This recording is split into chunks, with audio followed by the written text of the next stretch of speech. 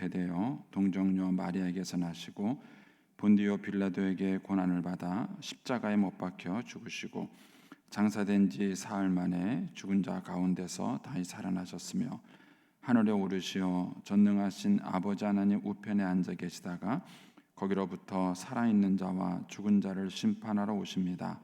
나는 성령을 믿으며 거룩한 공교회와 성도의 교제와 죄를 용서받는 것과 몸의 부활과 영생을 믿습니다. 아멘. 찬송가 421장 찬송 드리겠습니다. 421장 찬송입니다.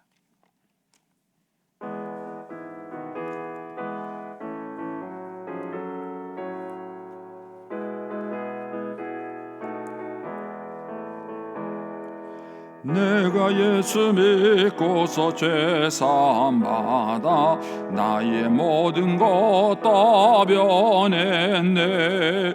지금 내가 가는 길 천국 길이요 주의 피로 내 죄가 씻겼네. 나의 모든 것 변하고 그 피로 구속 받았네.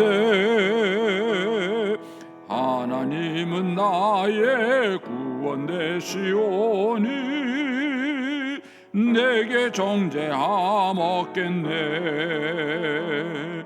주님 밝은 빛 되사 어둠에 지니 나의 모든 것 다 변했네. 지금 내가 주 앞에 온전케 됨은 주의 공로를 의지함일세.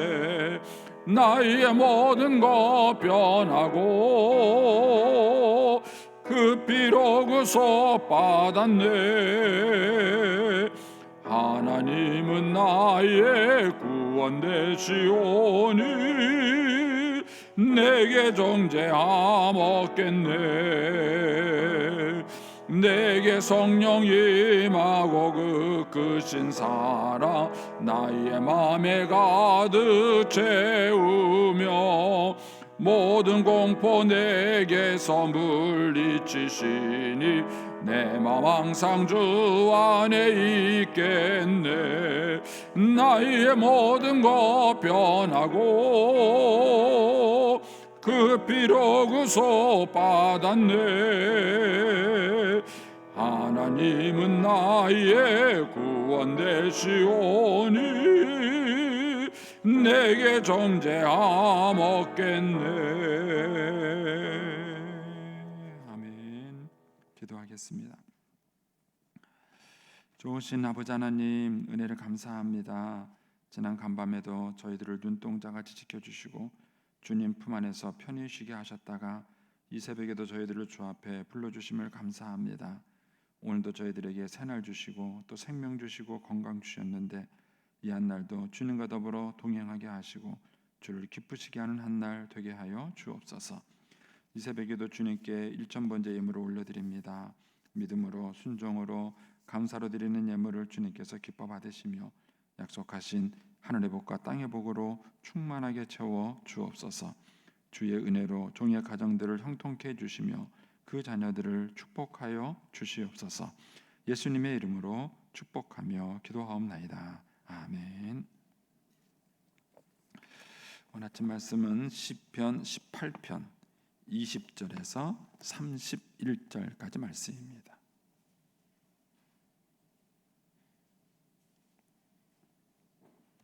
시편 18편 20절에서 31절까지 말씀입니다. 같이 봉독하겠습니다. 여호와께서 내 의를 따라 상을 주시며 내 손의 깨끗함을 따라 내게 갚으셨으니 이는 내가 여호와의 도를 지키고 악하게 내 하나님을 떠나지 아니하였으며 그의 모든 규례가 내 앞에 있고 내게서 그의 율례를 버리지 아니하였음이로다. 또한 나는 그 앞에 완전하여 나의 죄악에서 스스로 자신을 지켰나니 그러므로 여호와께서 내 의를 따라 갚으시되 그의 목전에서 내 손이 깨끗한 만큼 내게 갚으셨도다.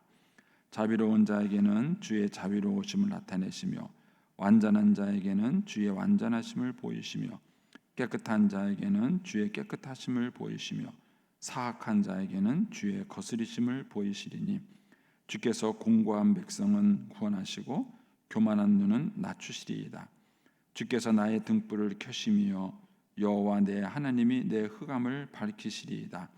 내가 주를 의뢰하고 적군을 향해 달리며 내 하나님을 의지하고 담을 뛰어넘나이다.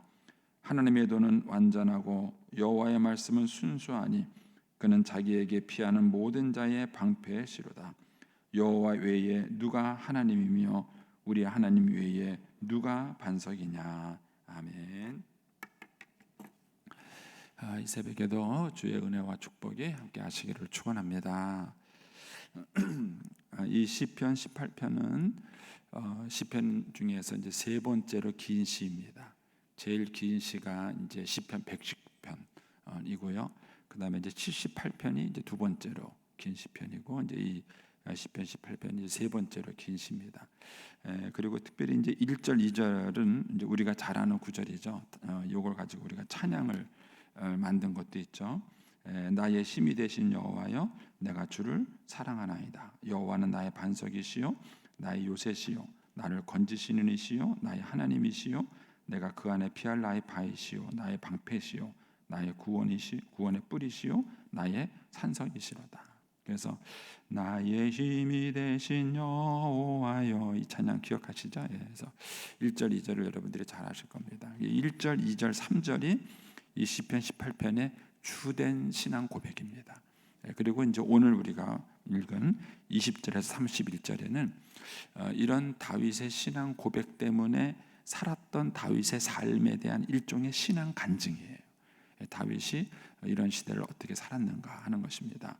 먼저 다윗의 그 환경을 보시면은요, 4절에 가시면 사망의 줄이 나를 얽고 불의의 창수가 나를 두렵게 하였다. 그러니까 사망의 줄이라는 것은 죽음을 말하는 것이죠. 그리고 불의의 창수라는 것은 홍수가 불의가 홍수처럼 자기를 덮쳤다는 거예요. 그러니까 이제 지금 다윗이 겪고 있는 이 상황이 어떤 상황인지는 정확하게 모릅니다. 그런데 이게 사무엘 그 상 22장에도 하 22장에도 이 내용이 그대로 나와요. 이 내용이 그대로 나오는데 사울이 다윗이 사울 왕으로부터 모든 것을 건진받고 특별히 이제 자기 아들에게 그런 쿠데타를 당하고 난 다음에 어려움을 겪고 난 다음에 이 시편에 대한 얘기가 나옵니다.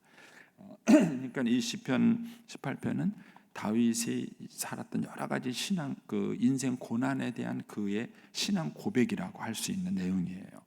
그러니까는 이 4절만 보면은 불의한 일이 홍수처럼 자기한테 덮친 거예요. 그리고 그것 때문에 자기가 죽음의 위기까지 갈 만큼 시련과 어려움을 겪은 것입니다. 이런 상황에서라면 여러분 어떻게 사시겠어요? 그러니까 사람이 이런 상황에 들어오면 굉장히 혼란스러워요. 그리고 감정도 굉장히 혼란스럽습니다. 그러니까는 나는 믿음으로 살려고 굉장히 애를 쓰는데 상대방은 온갖 불의한 방법으로 나를 죽이려고 덤비죠.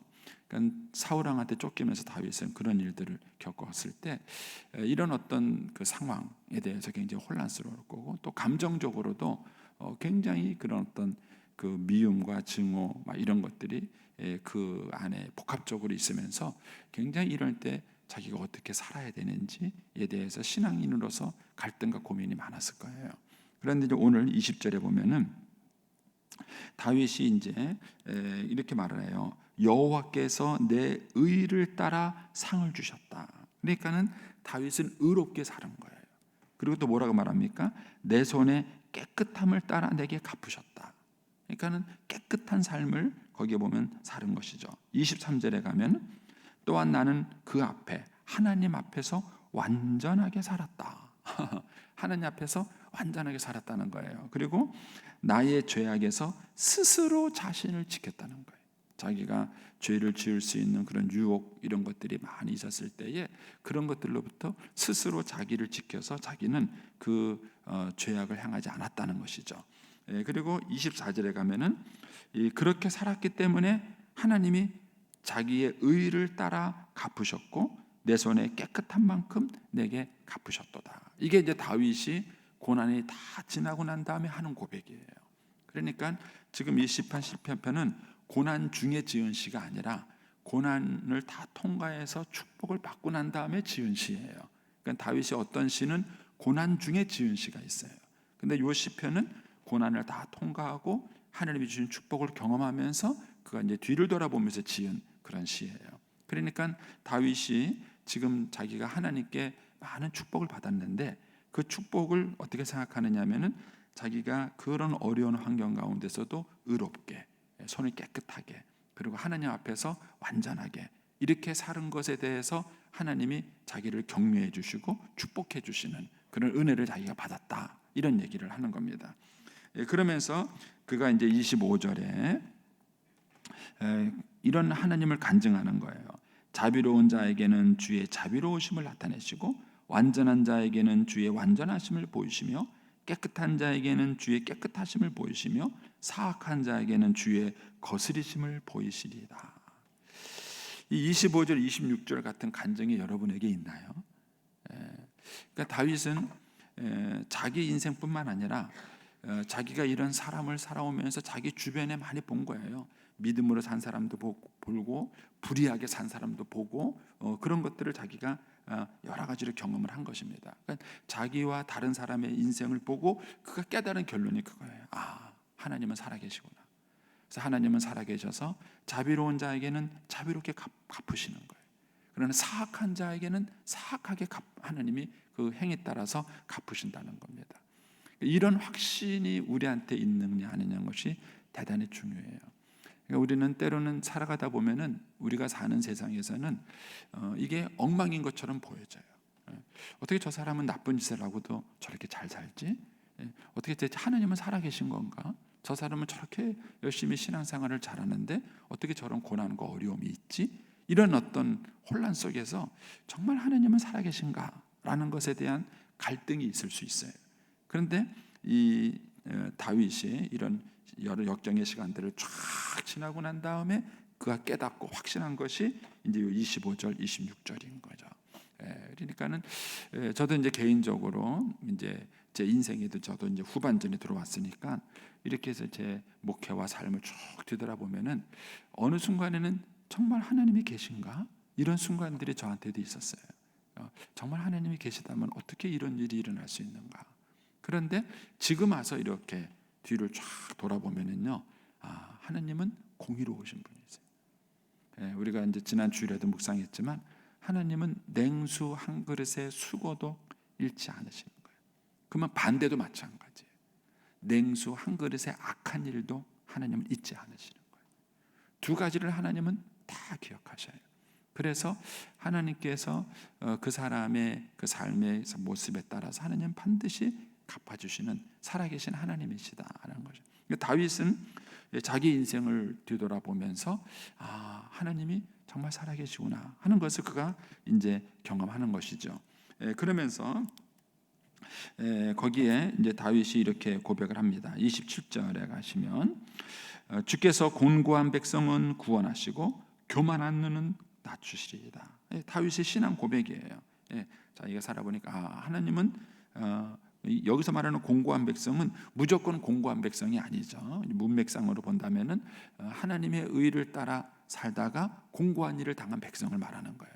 이런 공고한 백성에게는 하나님께서 구원해 주시고, 그리고 교만한 눈은 하나님은 낮추시는 거예요. 하나님은 반드시 살아계시고 역사하시는 분이시다라는 것이죠. 그러면서 이제 28절에 개인적 신앙 간증을 또 합니다. 28절에 가면은 주께서 나의 등불을 켜심이여 여호와 내 하나님이 내 흑암을 밝히시리다. 여기 보면 나의 등불, 내 흑암 이런 표현이 나오죠. 그러니까는 하나님이 언제 다윗의 등불을 켜줬는가? 다윗의 인생에 흑암이 있을 때예요.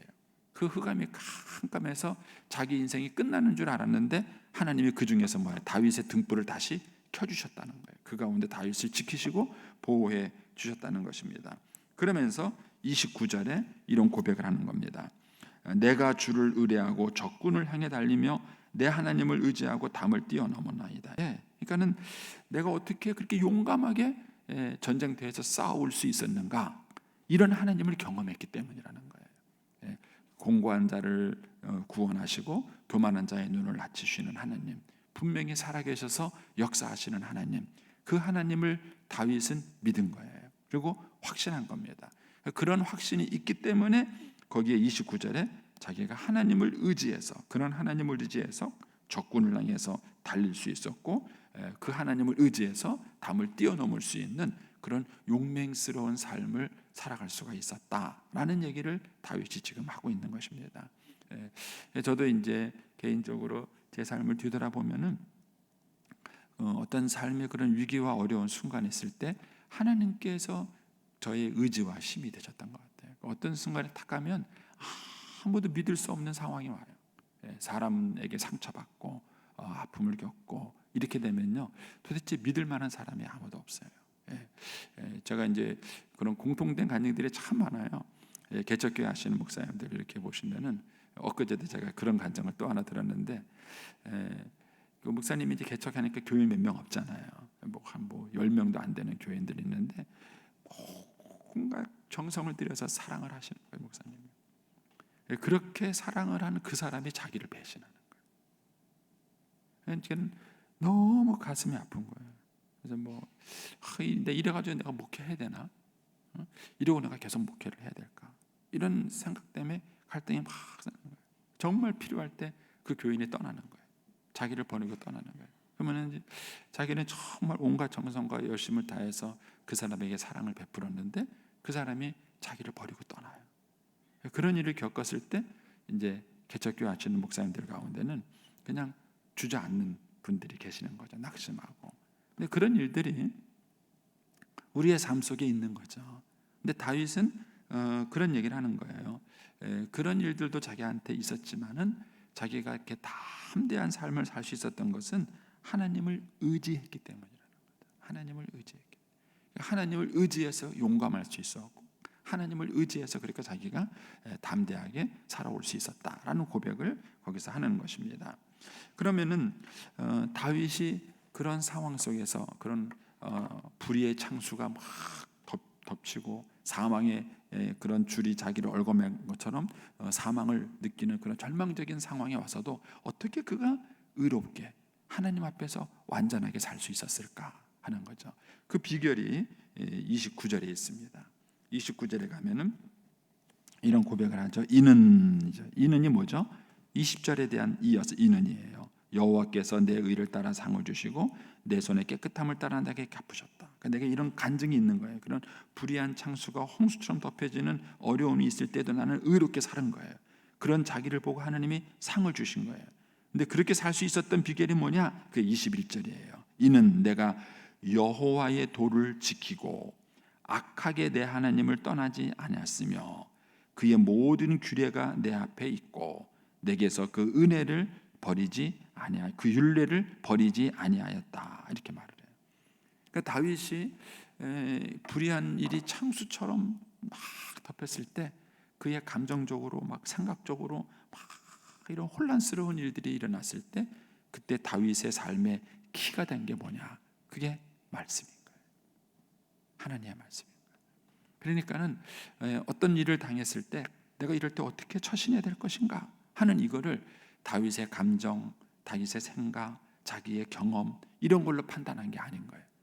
하나님의 말씀을 보고 말씀대로 그가 반응을 하고 말씀대로 그가 그 상황에 대처를 한 것입니다. 그 결과가 하나님 앞에 완전한 삶을 살게 된 것인 거예요. 이것이 말씀 묵상의 중요성인 것입니다. 여러분들이 신앙생활하면서 하나님의 말씀을 읽고 그 말씀을 깊이 묵상하는 이 훈련을 하는 것이 대단히 중요해요. 여러분들 시편을 쭉 보시면은 다윗이 아침에, 새벽에, 밤중에 이때마다 다윗이 하나님을 만났다는 고백이 무수히 많이 나와요. 다윗에게는 그런 시간이 있었던 거예요. 그가 그렇게 힘들고 어려운 시간들을 살아오고 그러면서도 이 다윗이 그 순간이 있을 때마다 다윗은 하나님 말씀을 읽고 그 말씀 앞에 자기가 반응을 한 거예요. 어떻게 살아야 될 것인가? 이것이 결국 다윗이 그 어려운 환경 가운데서도 하나님 앞에 온전하게 살아갈 수 있는 비결이었던 것이죠. 자, 30절 말씀에 보면 다윗이 그런 얘기를 하죠. 하나님의 도는 완전하고 여호와의 말씀은 순수하다. 여러분, 이 확신이 있으세요? 이게 살아보니까 사람의 말은 완전하지 않아요. 일단은 사람은 다 몰라요. 다 모르기 때문에 사도 바울이 말한 것처럼 우리가 부분적으로 알고 부분적으로 깨달았지만은, 그러나 주님이 오시면 우리가 온전하게 그때는 얼굴과 얼굴을 대하여 보듯이 알게 될 것이다, 이렇게 말해요. 그러니까 우리가 일단 인간이 알고 있는 지식은 부분적이에요. 완전하지가 않아요. 그리고 또 인간은 많이 사악해요. 많이 사악해요. 그런데 하나님의 말씀은 어떠냐? 완전해요. 흠이 없는 거예요. 하나님의 말씀은 완전해요. 그리고 순수해요. 순수해요. 그러니까 세상에 이렇게 완전하고 이렇게 순수한 말씀은 없어요. 인간의 철학이든 또 그것이 어떤 사상이든 어떤 것이든지 간에 거기에는 완전하거나 순수하지 않습니다. 순수하죠. 그런데 하나님의 말씀은 가장 완전하고 가장 순수한 거예요. 그래서 이 말씀대로 다윗이 묵상하고 이 말씀대로 반응하며 그의 삶을 살았을 때 그 다윗의 삶이 하나님 앞에서 완전한 그런 삶이 되었던 것이죠. 거기 23절에 보면은 다윗이 이런 고백을 하죠. 또한 나는 그의 앞에서, 하나님 앞에서 내가 완전했다. 이런 고백할 수 있을까요? 내가 하나님 앞에서 완전했다. 그러면서 나의 죄악에서 스스로 자신을 지켰다, 이런 말을 해요. 여러분은 여러분의 죄악에서 여러분 스스로를 지키시나요? 나 자신을 지키는 그런 시스템을 갖고 있는가 하는 거예요. 그러니까 인간은 죄성을 가지고 있고 또 주변에 수많은 그런 유혹과 어려운 일들을 겪기 때문에 그가 출발은 잘했을지 몰라도 그 삶을 살아가는 동안에 왜곡될 수 있는 상황이 무수히 많이 있는 거예요. 다윗이 어떻게 그가 하나님 앞에서 완전한 삶을 살 수 있었는가? 그것은 늘 하나님 말씀을 가까이 한 거예요. 그리고 그 말씀을 묵상하고 그 말씀에 반응하는 삶을 살아간 것입니다. 그래서 그가 하나님 앞에 완전할 수 있었고 자기의 죄악으로부터 자기를 스스로 지킬 수 있는 그런 은혜로운 삶을 살게 된 것이죠. 그리고 이렇게 믿음으로 살아갔을 때 하나님이 자기를 그 환난 가운데 건지시는 경험을 다윗이 한 거예요. 그리고 내 흑암 가운데 내 등불을 켜시는 이 하나님을 경험한 것입니다. 이 하나님을 경험하고 나니까 다윗은 그 하나님을 의지하는 믿음이 더 생기게 된 거예요.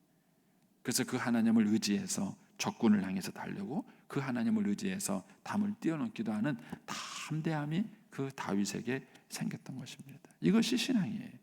그래서 이 모든 것들을 뭉뚱그려서 31절에 이런 고백을 하는 겁니다. 여호와 외에 누가 하나님이냐? 여러분, 하나님 외에 참신이 있나요? 사람들은 하나님 외에 의지하는 게 아니에요. 제가 여러분에게 여러 번 그런 얘기했지만, 여러분 만약에 은퇴 노후 준비를 하는데 돈이 만약에 1,000억이 있다면 1,000억이 여러분의 노후를 안심시켜 주세요. 하나님이 여러분의 노후를 안심시켜 주세요. 어느 쪽이세요? 저는 아직까지 100%는 아닙니다. 늘 2% 부족한 게 아직도 있어요. 하나님이 내 노후의 대답이다 이렇게 해야 되는데 아직도 2% 부족해서 1,000억이 가끔 유혹이 될 때가 있어요. 근데 다윗은 이런 자기의 인생 경험을 쭉 살면서 누가 하나님 외에 의지할 자가 있느냐? 하나님 외에, 여호와 외에 누가 하나님이냐? 그런 얘기를 하는 거예요.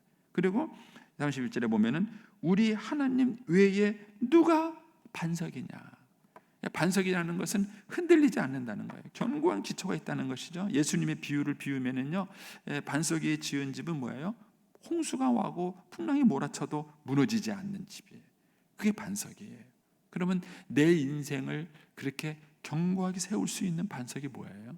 어디다가 여러분의 인생을 세우시면 여러분의 인생이 세월이 가도 앞으로 살아가는 우리 앞으로 세대는요, 30만 개의 직장이 없어지고 또 새로운 직업이 생긴다 그러는데, 이런 상황에서 우리를 든든하게 해주는 게 뭐예요? 대체 뭘 해야 미래가 준비가 되고 미래가 불안하지 않을 수 있겠어요? 예? 앞으로 살아가는 우리 시대는요, 얼마 전에 제가 이렇게 책을 봤는데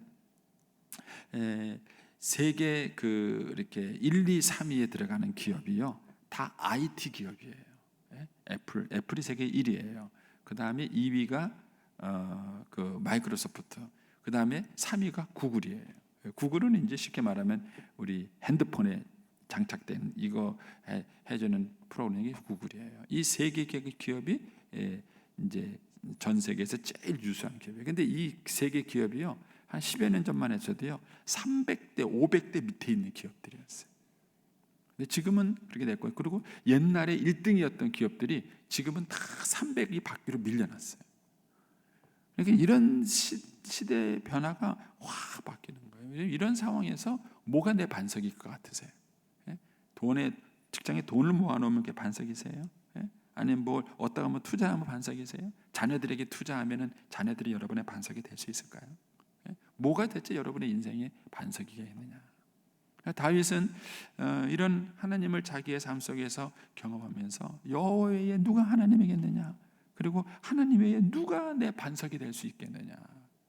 이런 고백을 담은 것이 1절, 2절에 나의 힘이 되신 여호와여, 내가 주를 사랑하나이다. 주는 나의 반석이시오. 이렇게 말을 하는 거예요. 주는 나의 반석이시오. 주는 나의 산성이시오. 그런 거예요. 그러니까 만약에 이런 단단함이 있느냐는 것이죠. 이런 기초 위에 우리의 삶이 세워지는 것인가? 사실 부부도 아무리 사랑하는 사이고 서로 아껴주는 사이가 돼도요, 나이가 들면은 누군가 한 사람은 먼저 가는 거예요. 그 두 사람이 동시에 가는 건 아니에요. 누군가 한 사람이 먼저 가고 한 사람은 남아야 돼요. 그러면 그렇게 됐을 때 내 반석은 뭐겠는가? 무엇이 내 삶의 반석이겠는가 하는 것이죠.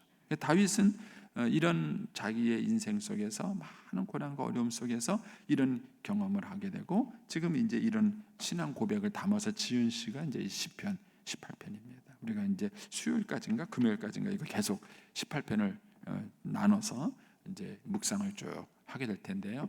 여러분들이 한번 그런 의미에서 계속 이 말씀을 한번 계속 읽으시면서 한번 되뇌어 보십시오. 그래서 다윗처럼 나의 힘이 되신 여호와여. 여러분의 힘이 뭐예요? 건강입니까? 돈입니까? 능력입니까? 뭐가 여러분의 힘이세요? 다윗은 하나님이 나의 힘이시다. 그분이 나의 반석이시다.